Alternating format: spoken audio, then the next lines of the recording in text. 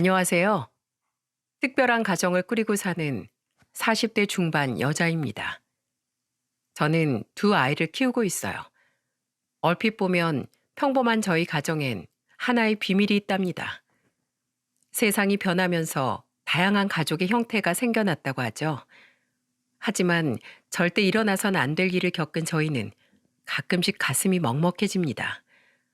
왜냐하면 저희한텐 가슴으로 낳은 자식이나 다름없는 둘째가 있기 때문이에요.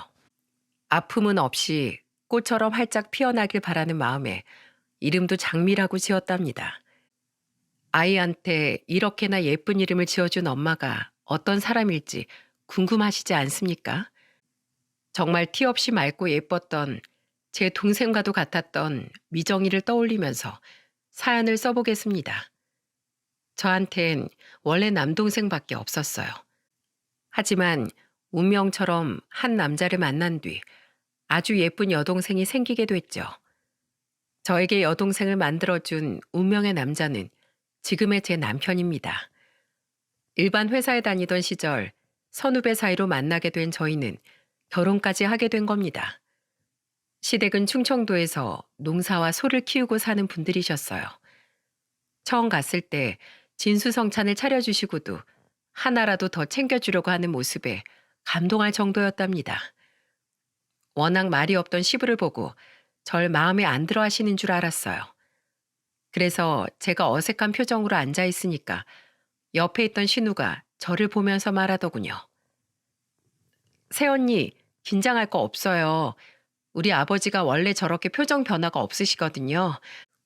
안 믿을 수도 있는데 지금 새언니 엄청 마음에 들어 하시는 거예요. 긴장한 저를 보고 신우가 안심을 시켜주려고 해주는 말인 줄 알았어요. 그런데 정말 시부는 저한테 인삼주를 한 잔 따라주면서 말하시는 겁니다. 술은 좀 하는 편인가 모르겠네. 즐겨하는 편은 아니고 한두 잔 정도만 가볍게 하는 편이에요. 그거 참 좋은 자세네. 자, 한 잔 받어. 내가 직접 담근 6년산 인삼주야. 좋은 거니까 한 잔 해요. 아휴, 이렇게 귀한 걸 주시는 거예요? 이런 날 꺼내려고 담근 거니까 마셔요. 우리 집안 예비 며느리가 마시는데 내가 아깝겠어? 이거 한 통 다 마신다 해도 내가 아깝지가 않아. 시간이 좀 지나자 시부와 편하게 대화하게 됐습니다. 화기애애한 분위기에 전 긴장했던 마음도 다 풀렸죠. 그렇게 식사를 끝내고 남편과 같이 어린 시절 앨범을 보고 있었는데 가족 사진에 낯선 남자가 보였습니다. 그래서 전 남편한테 의아한 목소리로 물었습니다. 이 사람은 누구야? 아, 그게 내 남동생이야. 남동생? 오빠 여동생만 있는 거 아니었어? 원래는 둘째 남동생이 있었어. 그런데 동생이 고등학교 때 오토바이 타다가 큰 사고가 나서 세상을 떠났어. 저는 남편의 말에 정말 깜짝 놀랐습니다. 고등학생이 오토바이를 탔다는 말에 문제아였나 싶기도 했습니다. 그런데 남편 말로는 굉장히 말을 잘 듣는 착한 동생이었다고 하더라고요. 하지만 호기심에 탔던 오토바이로 안타깝게 사고로 세상을 떠났던 겁니다. 그래서 시댁 식구들이 한동안 엄청 힘들어했다고 했습니다. 저도 남동생이 있었기 때문에 가족을 잃은 아픔이 얼마나 컸을지 가늠이 안 가더군요. 동고동락하던 가족이 갑자기 사고로 세상을 떠났는데 얼마나 힘들었겠습니까? 이런 아픔이 있어서 그런지 남편은 하나뿐인 여동생을 끔찍하게 아꼈어요. 제가 결혼 준비를 할 때만 해도 신우는 대학생이었죠. 그래서 그런지 남편은 신우가 늦게 귀가하면 걱정을 많이 했었어요. 그래서 떨어져 있어도 늘 신우한테 자주 전화해서 물었습니다. 너 지금 시간이 몇 시인데 아직도 밖이야? 아, 오늘 같은 동아리 사람들이랑 술 한잔 했어. 넌 여자애가 겁도 없이 술을 마시고 한밤중에 집을 가? 얼른 집으로 가. 처음엔 남편이 신우를 과하게 단속한다고 생각했어요.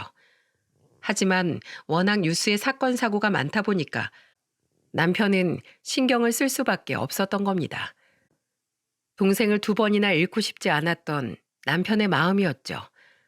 그러다 저희가 2층 주택을 구해서 신혼집을 계약했는데 그때도 남편의 여동생 사랑은 끝나질 않았어요. 대학을 졸업한 신우가 서울로 취업을 하게 된 겁니다. 그때 회사 입사 전에 신우는 자취방을 알아보러 다녔어요. 워낙 평소에도 셋이 잘 놀았기에 신우가 취업한 회사를 저도 알고 있었습니다. 신우 성격이 애교가 많아서 그런지 절 친언니처럼 대해줬거든요. 그러다 보니까 신우가 자취를 한다는 게 영 마음에 걸렸어요.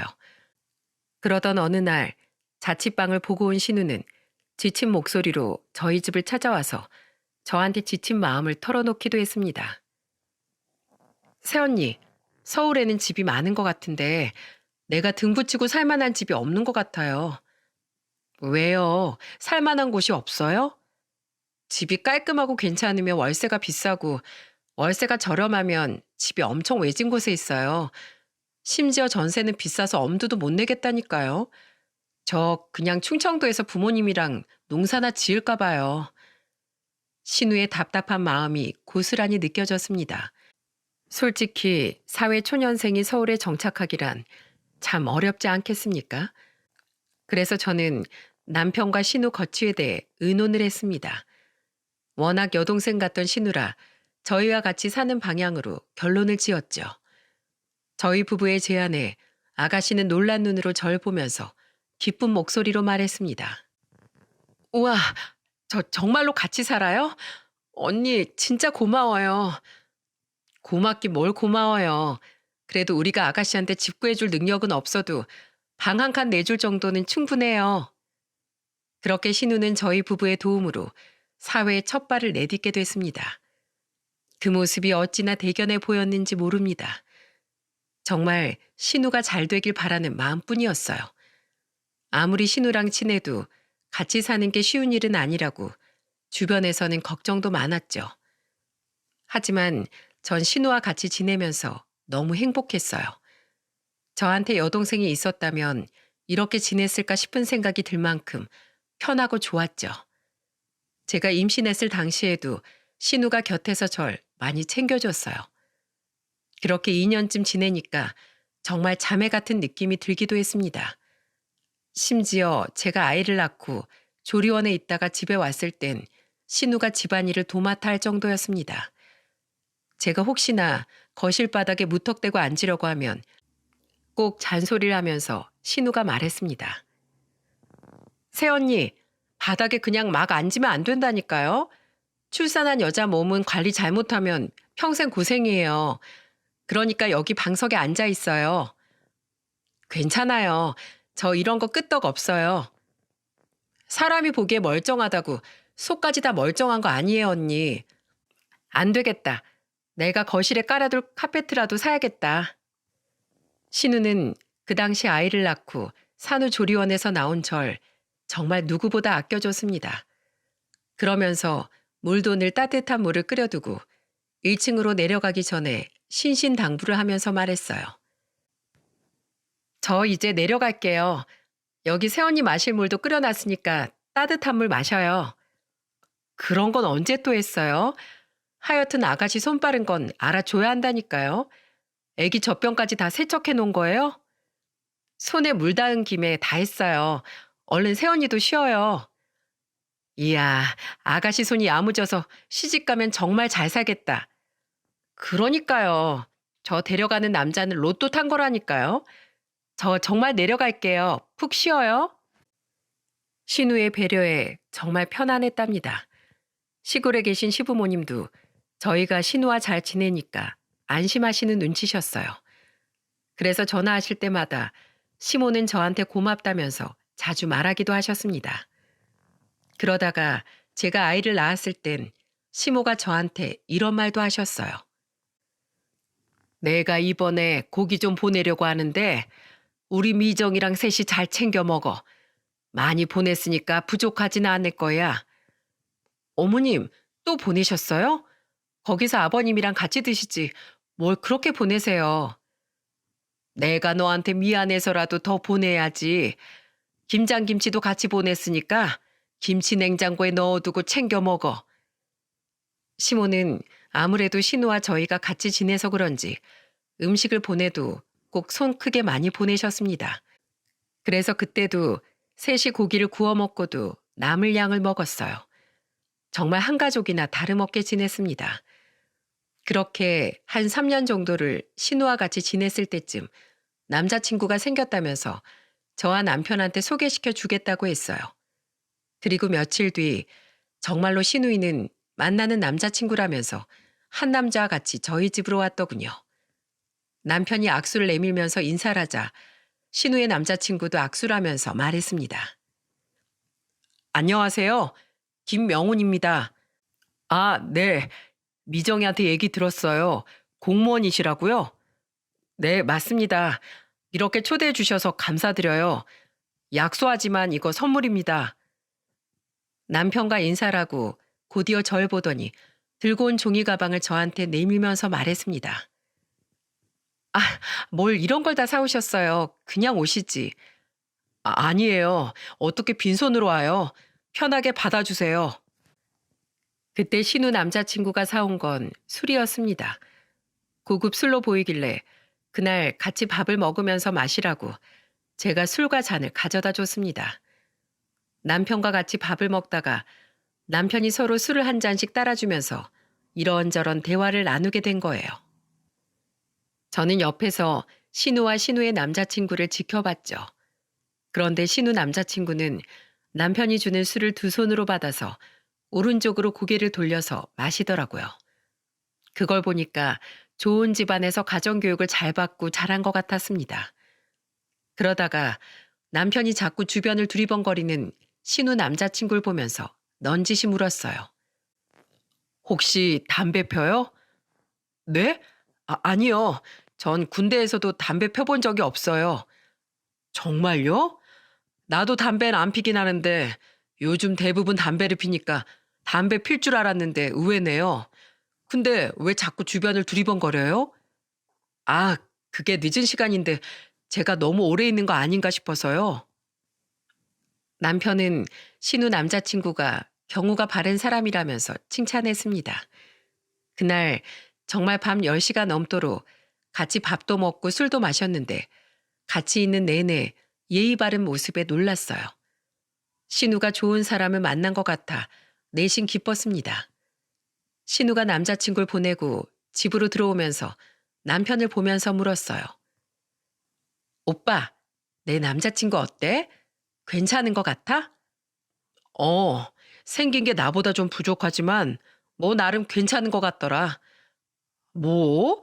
오빠 눈이 어떻게 된 거 아니야? 남자친구가 더 잘생겼거든?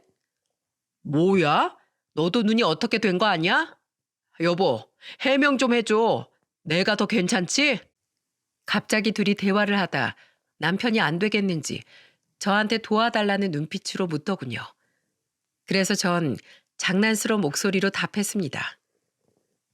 아이고, 당신보다 훨씬 낫거든요. 예의도 바르지, 얼굴도 훈훈하지. 뭐 하나 빠지는 게 없던데. 나나 되니까 당신이랑 살아주는 줄 알아. 뭐야? 정말 당신 그렇게 생각했어? 신우는 그런 남편을 보면서 배를 잡고 웃었습니다. 남자친구를 저희한테 제일 먼저 소개시켜 준 걸 보니까 신우는 그 남자를 진지하게 만나고 있는 것 같았습니다. 그렇게 신우는 그 남자를 3년 정도 만났어요. 저희 집에 2년 차쯤 처음 인사를 온 뒤부터는 충청도에 계신 시부모와도 왕래하면서 지냈더군요.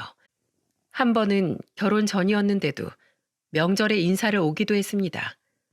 그때 시부는 신우 남자친구가 왔을 때 익숙한 듯이 반기면서 인사했습니다. 아이고, 우리 예비 사위 왔어. 얼른 들어와. 시부가 너무 자연스럽게 인사를 나누길래 전 시모한테 물어보기도 했어요. 어머님, 아가씨 남자친구 아버님이랑 아는 사이예요? 자연스럽게 인사하네요. 아, 저번에 내려와서 소유어물도 주고 똥도 치우다 갔어. 네? 정말요? 나도 깜짝 놀랐어. 시모는 신우의 남자친구가 마음에 든 듯이 말했습니다. 저도 그때 시모 말을 듣고 깜짝 놀랐었거든요. 솔직히 결혼 전에 예비 처가에서 일하는 게 쉬운 일은 아니지 않습니까? 심지어 간단한 일도 아니고 축사에서 똥까지 치웠다니까 정말 깜짝 놀랐어요. 그렇게 전 아무 문제 없이 신우가 결혼까지 할 줄 알았어요.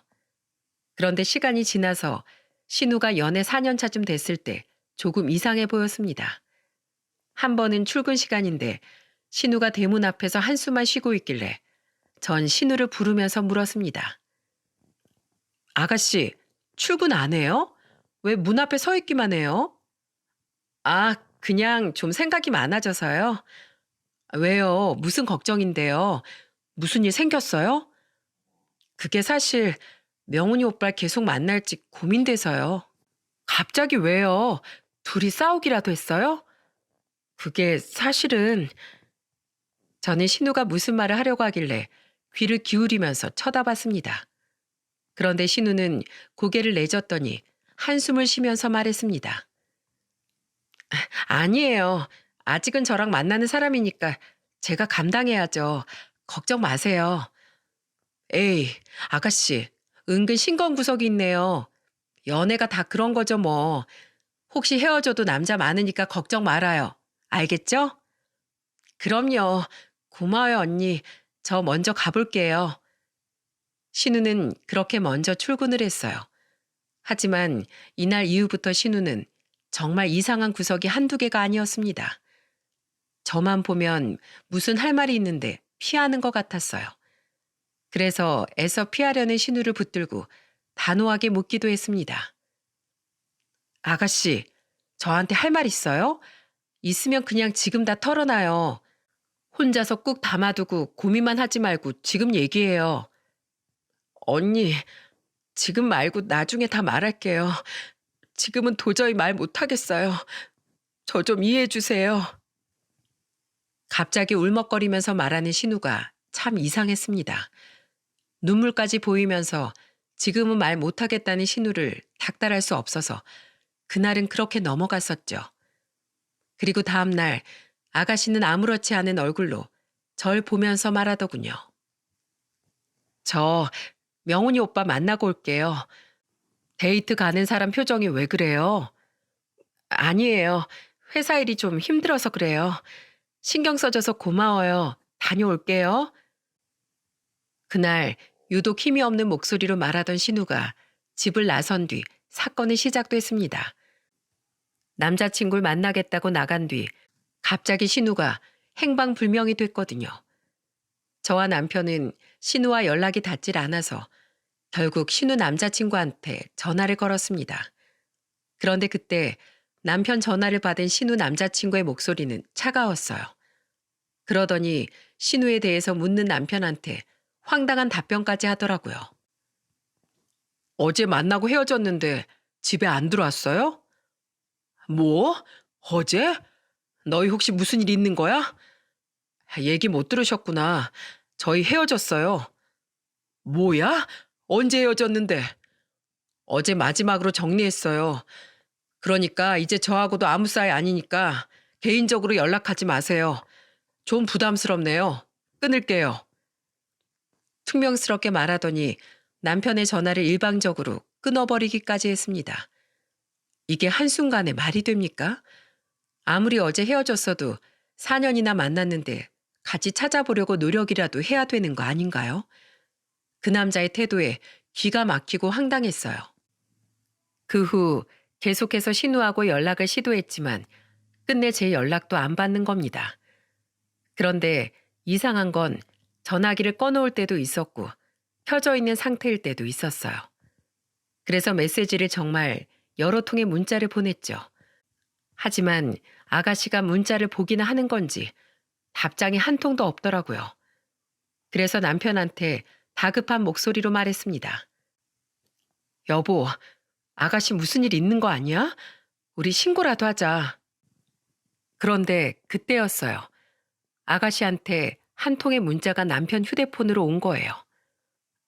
오빠, 말없이 와서 미안해. 지금 지방에 기숙사 있는 직장 구해서 일하고 있어. 여기 기숙사도 있고 하니까 여기서 돈만 좀 벌고 갈게. 지금은 혼자 있고 싶어.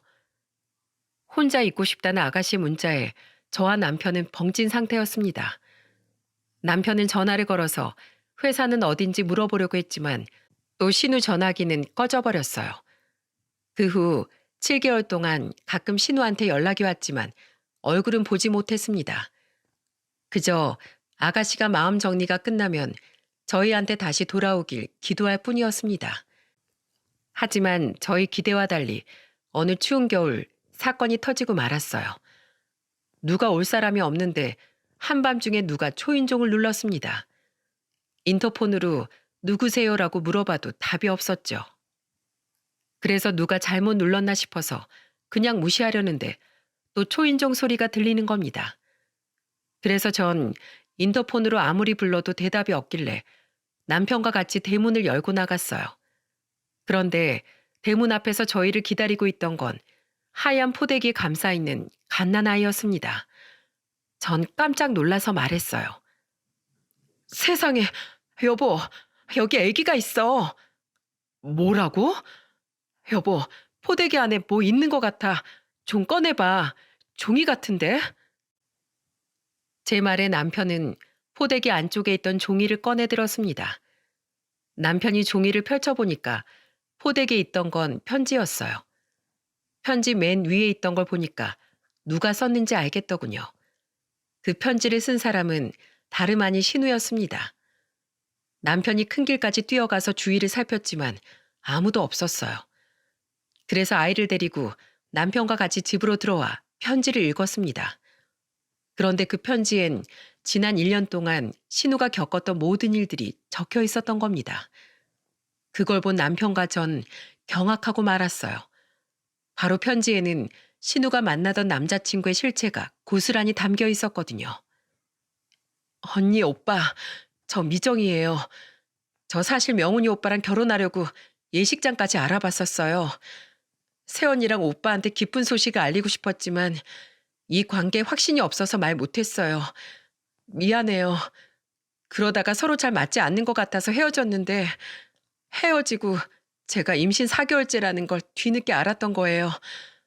내가 이 애를 낳을지 말지도 너무 혼란스러웠어요. 난 아이를 포기하려고 했는데 오빠가 날 붙잡고 끝까지 책임지겠다고 했어요. 정말 마지막으로 믿어보려고 그 손을 잡았는데 저는 그동안 신우가 저한테 하려다가 못했던 말들이 뭐였는지 편지를 통해서 전부 알게 됐어요. 알고 보니까 신우는 헤어지려던 순간에 임신 사실을 알게 됐고 그걸 들은 남자친구가 책임지겠다고 했던 겁니다. 그런데 신우는 그놈한테 완전히 처절한 배신을 당했던 거예요. 신우는 그놈이 살던 자취방에서 임신 8개월째가 되도록 거의 착취를 당하고 있던 겁니다. 편지에는 어떤 피해를 받았는지도 자세히 적혀 있었어요. 명훈이 오빤 인터넷 불법 도박을 하고 있었고 내가 모아둔 사천도 뺏어갔어요. 그것도 모자라서 내 이름으로 대출을 6천만 원이나 받았고 돌려주겠다는 말만 하고 끝내 받지 못했어요. 그런데 임신 8개월 차 만삭인 내가 더 이상 내 명의로 대출이 안 나오니까 날 쫓아내기까지 했어요. 돈이 없는 나한테 막 욕하고 때리기까지 해서 나을 수밖에 없었어요. 정말 그 편지만 봐도 그동안 신우가 얼마나 고통스러울지 제가 다 힘겨울 정도였습니다. 결국 그 나쁜 놈은 살던 자취방이 계약이 끝나면서 신우를 내쫓았던 거예요. 그리고 돈이 없다면서 신우한테 이런 말까지 했었다고 적혀 있었습니다. 내 꼴을 봐라. 내가 돈이 있게 생겼냐? 나도 고시원 들어갈 거니까 너도 알아서 네 살 길 찾아. 세상에 이런 말을 만삭인 여자한테 할 수 있는 겁니까? 빚더미에 있던 신우가 만삭인 몸으로 어딜 갈 수 있었겠습니까? 결국 신우는 숙박업소부터 찜질방을 전전할 수밖에 없었다고 써 있었어요. 그런데 더 충격적인 게 뭐였는지 아십니까? 바로 돈 없다고 고시원 가겠다고 했던 놈 SNS에 좋은 집을 얻어 다른 여자와 찍은 사진을 올렸던 겁니다. 그 사진을 보고 한참을 울었다는 신우의 편지에 전 손이 부들부들 떨렸습니다. 심지어 신우는 카드빚과 대출 독촉 문자에 시달리고 있던 상태라 제대로 된 방 한 칸도 구할 수 없던 때라고 했어요. 그리고 신우의 편지에는 저희를 더 무섭게 만드는 무서운 말이 적혀 있었습니다. 난 더 이상 살아갈 자격이 없어. 사람한테 제대로 당하고 나니까 살아갈 자신이 없어. 이제 나한텐 희망이 없어. 그래도 내가 어렵게 지켜낸 내 딸은 행복하게 살았으면 좋겠어. 못난이 엄마 힘들게 사는 것보다 오빠 곁에 있는 게 좋을 것 같아. 이름은 장미라고 불러줘. 나처럼 이렇게 짓밟히지 말고 예쁜 꽃처럼 활짝 피라고 꼭 불러줘. 너무 미안해.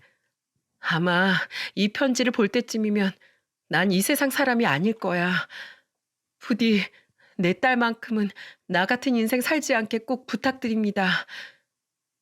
그 긴 편지에 그동안 신우가 혼자 감당했을 인생의 무게가 고스란히 느껴졌어요.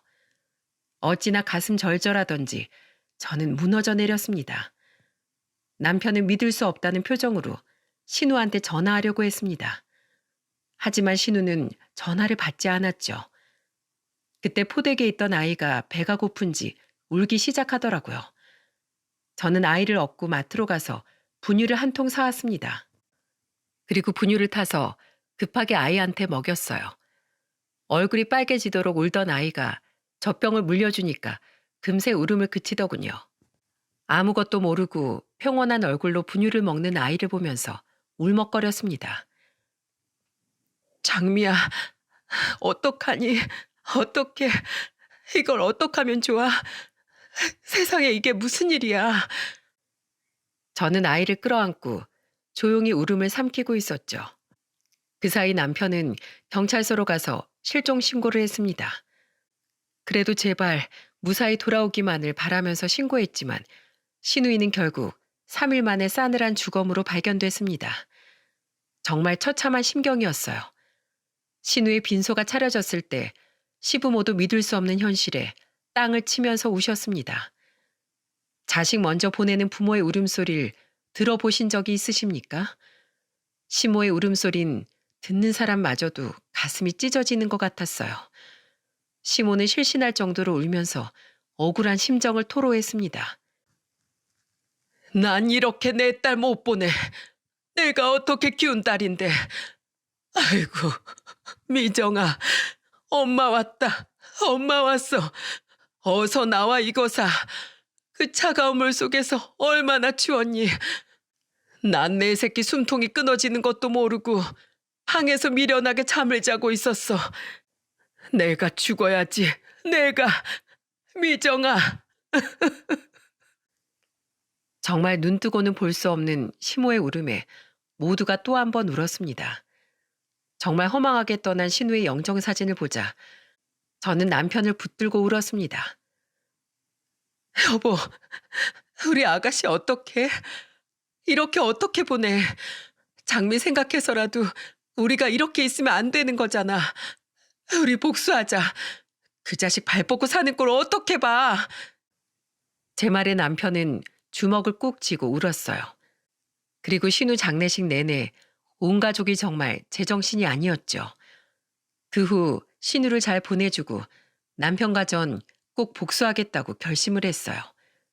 그리고 남편은 장례가 끝나고 그놈이 일하는 곳 앞에서 문자를 보냈습니다. 당장 튀어나와. 만약에 안 나오면 당장 쳐들어가서 모든 사람한테 네 정체 까발릴 거니까 각오해. 그러자 도둑이 제발 저렸는지 어슬렁거리면서 회사 앞으로 나오더군요. 남편은 죄책감도 없이 뻔뻔하게 나오는 그놈 모습을 보자마자 멱살을 잡고 소리쳤습니다. 너 우리 미정이한테 무슨 짓 했어? 이거 왜 이러세요? 왜 저한테 그래요? 남녀가 만나다 보면 헤어질 수도 있는 거지. 무슨 조선시대예요? 만나면 다 결혼하고 책임지게. 뭐라고? 지금 그게 할 소리야, 이 자식아? 너 때문에 미정이가 죽었어. 어떻게 책임질 거야? 그런데 명훈이란 남자는 신우가 죽었다는 걸 몰랐는지 깜짝 놀란 표정이었어요. 그걸 보니 제가 더 기가 막히더군요. 그래서 전 그놈 어깨를 밀치면서 말했습니다. 네가 우리 아가씨한테 같이 살자고 꼬셨다면서. 야, 임신 8개월에 만삭인 여자 길바닥으로 내쫓을 땐 이렇게 될 줄 몰랐어? 네가 그러고도 사람 새끼야? 그러고도 사람이냐고. 누가 그렇게 될 줄 알았어요? 어차피 걔랑 잘 맞지도 않았어요. 걔도 그거 알고 나랑 헤어지려고 했다니까요. 솔직히 말해서 그 애가 내 자식인지 어떻게 알아요? 입만 열면 쓰레기 같은 발언만 하는 그놈의 말에 남편은 눈이 돌아갔습니다. 자기 자식인지 어떻게 아냐고 하는 말에 남편은 그놈 싸대기를 날려버리면서 소리쳤습니다. 4년 동안 너만 바라보고 살았던 내 동생한테 지금 그게 할 소리야? 아씨, 지금 쳤어요? 그래, 쳤다. 신고해. 어디 신고해봐. 너 그리고 우리 미정이 돈 싹 다 뱉어내. 너 같은 놈한텐 1원도 아까우니까 다 내놔. 내가 한 대만 맞아준 줄 알아요. 제발 좀 이성적으로 생각해요. 한 대만 더 치면 저도 똑같이 할 겁니다. 알겠어요? 그리고 지가 주겠다고 한 돈이에요. 내가 협박해서 뺏은 증거가 있는 것도 아니잖아요. 난 바빠서 가볼 테니까 이런 일로 다신 찾아오지 마요. 정말 이렇게 말하고 들어가 버리는데 저런 놈을 신우가 4년 동안 믿고 만났다는 게 정말 가슴이 아팠습니다. 그래서 정말 남편과 신우를 대신해서 피해 복수를 계획했습니다. 그래야 저승에서 신우가 편히 쉴 것 같았어요. 그때 저희가 경찰한테 신우가 생전에 쓰던 휴대폰을 건네받았네요. 그런데 신우와 그놈이 둘이 나눈 문자가 어땠는 줄 아십니까? 연인으로 보이지도 않고 꼭 빚쟁이처럼 문자를 보냈더군요. 빨리 돈 좀 보내. 1,000만 원만 보내봐. 지난번에 빌린 거랑 한꺼번에 줄게. 신우가 이 문자에 돈이 없다고 대답하니까 답장이 정말 어이가 없더라고요. 대출이라도 받아봐. 내가 급한 불을 꺼야 먹고 살지. 너 아직 신용대출 한도 나오지? 500만 원만 더 보내봐. 대출을 독촉하는 그놈 문자에 아가씨는 신용 등급이 떨어져서 추가 대출이 좀 힘들 것 같다고 했어요. 그러자 돈에 눈이 먼 그놈이 이런 문자를 보냈더군요. 그럼 사채라도 빌려. 너 나랑 같이 살기 싫어? 미혼모 될 거야? 지금 이게 결혼을 약속한 연인이 나눌 수 있는 문자로 보여지십니까? 끝까지 아이를 책임지겠다고 신우를 꼬셔놓고 완전히 돌변해서 협박까지 하고 있던 겁니다. 너무 화가 난 남편은 휴대폰에 저장된 음성 녹음도 전부 듣게 됐습니다. 그래서 그걸 들고 저희는 변호사를 찾아갔어요. 이건 정말 법의 심판을 받게 해야 된다는 생각까지 들었거든요. 그래서 변호사를 찾아가 저희가 가지고 있던 증거를 전부 다 보여줬습니다. 그러자 그 변호사는 자기 일처럼 화를 내면서 말했습니다. 이 사건 공론화시키는 게 좋겠어요.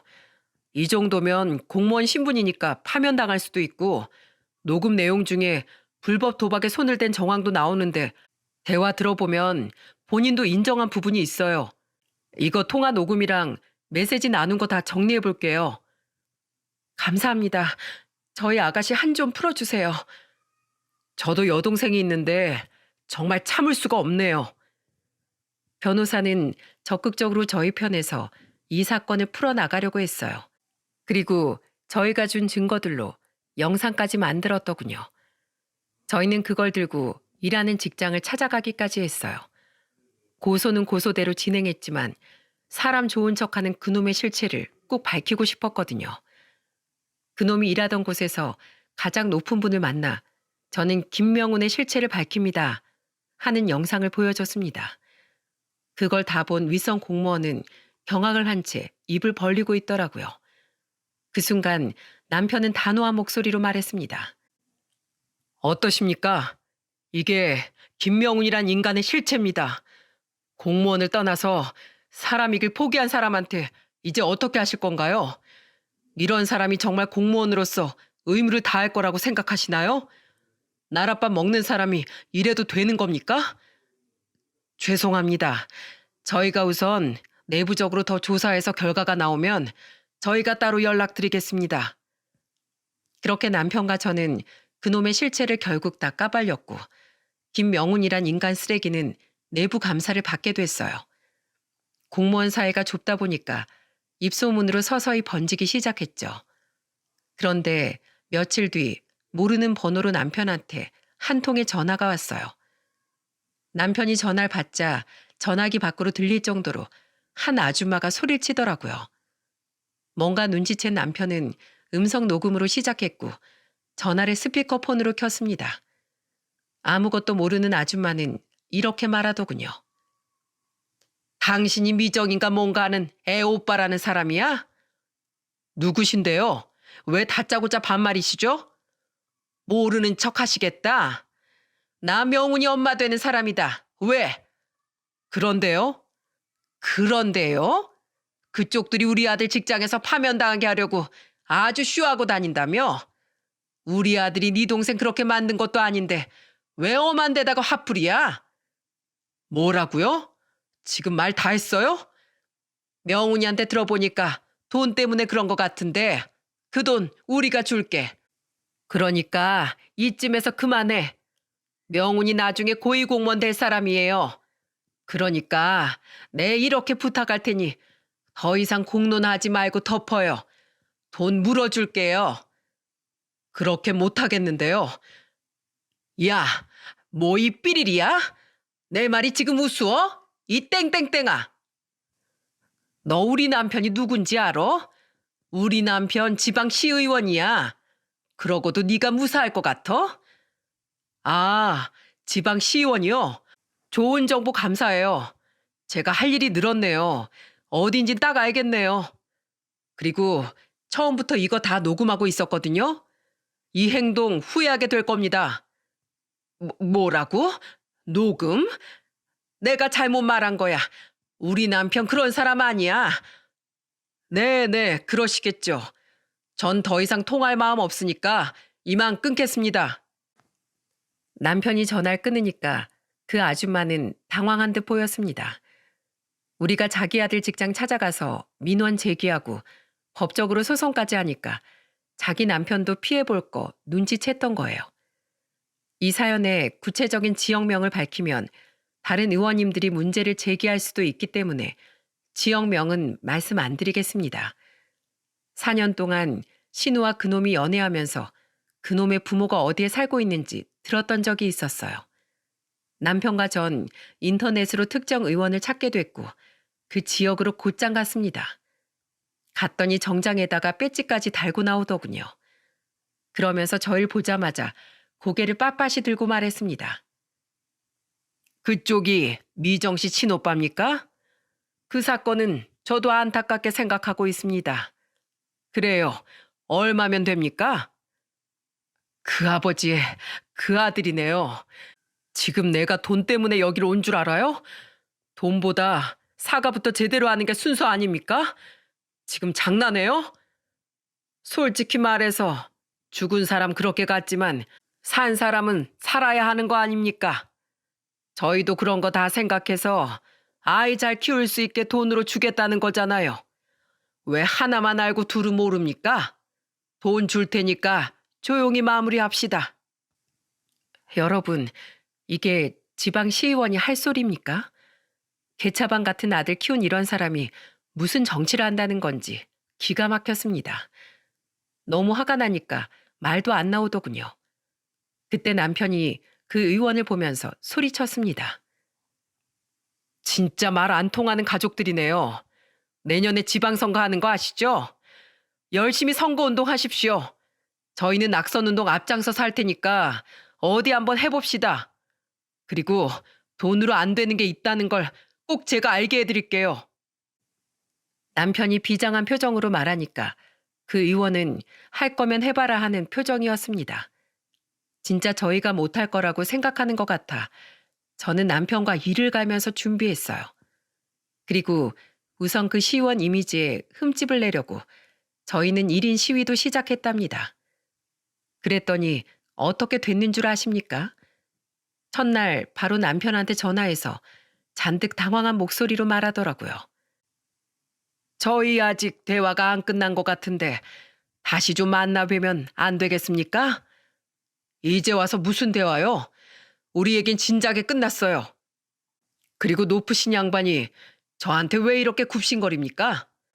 저번엔 고개 빳빳하게 들고 산 사람은 살아야 한다면서요? 아닙니다. 제가 정말 죄송합니다. 제가 그땐 경거망동했습니다. 정말 마지막으로 한 번만 만나주세요. 됐습니다. 더 들을 말 없습니다. 남편이 딱 전화를 끊은 순간부터 정말 난리도 아니었어요. 아주 남편 전화기에 불이 나도록 시의원은 물론이고 그 아내까지 전화를 해대더군요. 그땐 아들까지 합세해 연락을 해왔습니다. 그래서 남편은 결국 그 아버지의 전화를 받아 단호한 목소리로 말했습니다. 지금 주소 보낼 테니까 내일 2시까지 그쪽으로 오세요. 단호한 목소리로 전화를 한 남편은 전화를 확 끊어버렸어요. 그리고 다음 날 정말 2시까지 새 식구가 왔더군요. 저희를 보자마자 그 시의원은 고개를 조아리면서 말했습니다. 제 아들이 죽을 죄를 지었습니다. 저는 그 모습을 보고 화가 나는 걸 꾹 참고 단호하게 말했어요. 여기 어딘지 아세요? 우리 아가씨 있는 곳이에요. 사과는 우리가 아니라 아가씨한테 해야죠. 네? 맞습니다. 고개 숙여서 사과드리겠습니다. 그런데 새 식구가 아가씨가 있는 곳에 대고 냅다 묵념을 하는 게 아니겠어요? 그래서 전 참다 못해 화를 내면서 말했어요. 쇼들 하지 마세요. 묵념하면서 무슨 생각하려고요? 똥 밟았다고 생각하게요? 그리고 여기가 납골당이지 태극기인가요? 묵념을 하게? 당장 무릎 꿇어요. 네? 무릎이요? 그래도 제가 시의원으로 채통도 있고 무릎은 좀... 그러세요? 그럼 전국이 아주 떠들썩하게 인터넷에 영상 올려볼까요? 네? 아주 유명한 의원으로 만들어줘요? 아니에요. 합니다. 지금 하려고 했어요. 다들 무릎 꿇어. 자기 아들과 아내를 보면서 같이 무릎을 꿇으라고 소리까지 치더군요. 그래서 전 한술 더 뜨면서 말했습니다. 지금부터 20분 동안 무릎 꿇고 사과하세요. 20분이요? 나도 나이가 있는데 도가니 나가면 어떡해요? 아줌마, 지금 아줌마 도가니가 문제예요? 우리 아가씨는 이 땅에 발도 못 붙여요. 그런데 그깟 도가니가 문제냐고요? 제가 화를 내면서 소리치니까 시의원이 자신의 아내를 보면서 소리쳤어요. 당신 미쳤어? 지금 그깟 무릎이 문제야? 당장 사과드려. 알겠어요. 우리 아들이 큰 잘못을 했습니다. 이유막론하고 제 아들이 저지른 행동에 대해서 저흰 끝까지 책임을 지겠습니다. 다시 한번 죄송합니다. 다신 돌이킬 수 없는 이 사건에 저도 가슴이 아픕니다. 그때 전 옆에서 멀뚱하게 있던 그놈을 보면서 말했습니다. 의원님 아드님은 입이 붙었나 봐요? 아니면 양심이 없는 건가요? 고개도 못 들 정도로 미안해야 정상 아닌가요? 아닙니다. 야, 김명훈, 너 당장 사과드려. 어서. 그러자 그놈은 고개를 숙이면서 사과하더라고요. 내가 죽일 놈이야. 나 같은 놈 만나서 고생만 하게 해서 정말 미안해. 자세히 보니까 아버지란 인간한테 몇 대 맞았는지 볼이 빨갛더군요. 솔직히 옆구리 찔러서 절 받는 격이었지만 이렇게라도 하고 싶었어요. 이렇게라도 안 하면 파렴치한 가족들은 쉬는 납골당 근처도 안 올 사람들이었으니까요. 결국 20분 동안 땀을 뻘뻘 흘리면서 새 식구가 사과를 했습니다. 그리고 20분 뒤 남편이 시의원을 보면서 말했어요. 이제 우리 장미는 어떻게 할 겁니까? 책임지셔야죠. 집안의 손자 아닙니까? 예, 책임지겠습니다. 저희가 데려가서 키우겠습니다. 아니요, 그 집안에 맡기고 싶지 않습니다. 다른 대책 내놓으세요. 우선 그럼 우리 아들이 빌린 돈 1억, 소녀 양육비 3억에다가 위로금 1억이면 되겠습니까? 그러면 좀 저희 집안을 용서할 수 있겠어요? 예, 알겠습니다. 남편은 우선 그렇게 장미 양육비를 받아냈어요. 그리고 정말로 며칠 뒤 5억을 보내왔더라고요. 하지만 저희는 거기서 끝내지 않았습니다. 신우의 전 남자친구가 다니던 곳에 계속 민원을 넣었거든요. 그리고 매일같이 찾아가 문제 있는 직원 어쩔 거냐고 따져 물었어요. 그러자 그 상사도 사태의 심각성을 눈치채고 파면을 시킨 겁니다. 그랬더니 그놈 엄마가 저한테 잔뜩 화가 나서 전화를 해왔더군요. 5억 받으면 다 끝낸다면서요. 지금 이게 뭐 하는 겁니까? 그때 납골당에서 뭐라고 하셨어요? 끝까지 책임지신다면서요. 그 돈은 마땅히 저희가 받아야 할 돈이었죠. 빌린 돈에 양육비 안 주시려고 그랬어요? 이렇게 나올 줄 알았으면 우리도 5억을 안 줬을 거 아니에요. 이럴 줄 알았어요. 끝까지 책임진다더니 아주 아들이 엄마 하는 걸 제대로 보고 자랐네요. 끝까지 책임지는 모습 보여주면서 사는 내내 갚으세요. 아시겠어요? 저희는 매년 떠난 아가씨 그리면서 지내야 하는데 돈으로 퉁치려고 그랬어요? 어디 해봅시다. 누가 이기나 어디 해보자고. 그 아줌마는 정말 5억을 주고 입 닦으려고 했던 건지 악을 쓰고 전화를 끊더군요. 그래서 저와 남편은 그 시의원이 출마하기만을 기다렸다가 주위 분들의 도움을 받아서 압박을 시작했습니다. 하지만 더 웃긴 건 정말로 당당하게 시의원 선거에 나오더라고요. 여러분들, 이 정도로 철면피로 살아야 배지 정도 달고 사는가 봅니다. 제가 이제야 알았네요. 심지어 그 시의원은 이런 말도 했어요. 아들 잘못인데 그 애비가 어떻게 책임을 집니까? 자식 일이 마음대로 되겠어요? 정말 뻔뻔하지 않습니까? 하지만 아직 세상의 정의는 살아있더군요. 결국 그 사람은 낙선하고 말았거든요. 그때 남편하고 얼마나 얼싸안고 울었는지 모릅니다. 그렇게 길고 긴 아가씨의 복수를 대신 할 수 있었죠. 저와 남편이 긴긴 복수를 하는 동안 같이 아파하고 같이 울어줄 분들이 정말 많았어요. 그 중에서도 저를 끝까지 믿어주시고 법적인 자문까지 도와주신 김재성 변호사님께 정말로 깊은 감사의 말씀을 드린다는 말씀 전하고 싶습니다. 지금은 세월이 많이 흘러서 저희 조카는 지금 5살이 됐네요. 시간이 이렇게나 흘렀어도 아직도 저희는 아가씨를 잊지 못하고 삽니다. 저희 시부모님은 아직도 매년 찾아오는 아가씨 생일마다 납골당을 찾아가십니다. 그래도 장미를 보면서 웃으시기도 하는데 그러다가도 금세 눈물이 고이세요. 아직은 시간이 조금 더 필요하신 것 같네요. 워낙 밝고 성격 좋았던 아가씨라서 저희 조카도 씩씩하게 잘 크고 있답니다. 저와 남편이 장미를 키우면서도 꼭 아가씨를 닮았다고 느낄 때가 있거든요. 얼마 전에 조카를 데리고 아가씨 납골당에도 다녀왔어요. 동그란 눈망울로 엄마 사진을 보는 모습이 예쁘면서도 얼마나 가여웠는지 몰라요. 그래도 우리 장미가 이름처럼 아름답게 빛이 날 수 있도록 잘 키워보려고요.